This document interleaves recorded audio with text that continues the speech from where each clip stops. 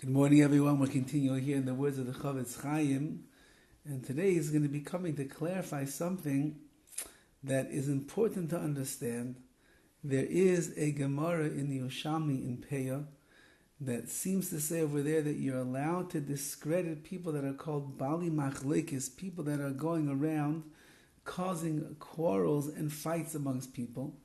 They stir up trouble without justification.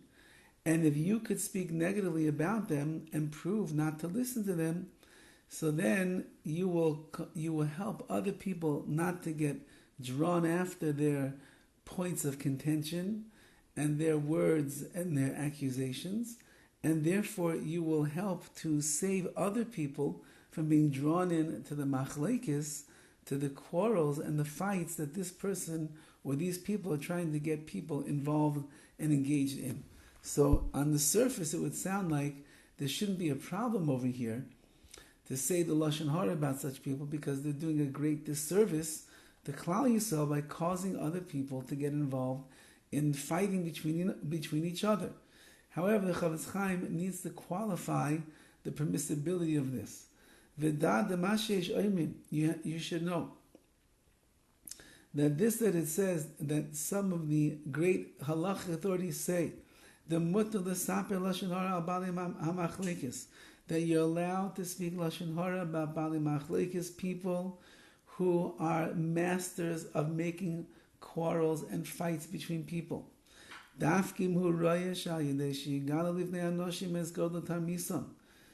It only applies if the person speaking the Lashon HaRa can discern that by revealing to the public the extent of this Bal Machlekes' deception, meaning if I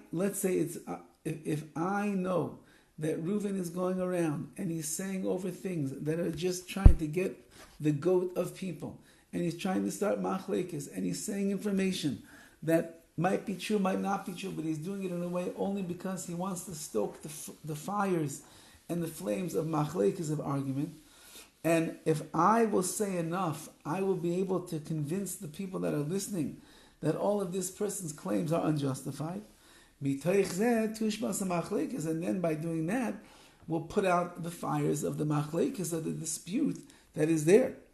And therefore, says the CHOFETZ CHAIM, I would imagine that under those circumstances, for the sake of Klal Yisrael, I'll be able to say Lashon HaRa. But if there is no possibility of you quelling the dispute of this person, then there is no difference between Lashon HaRa about this person and Lashon HaRa about anybody else. You won't be allowed to do it.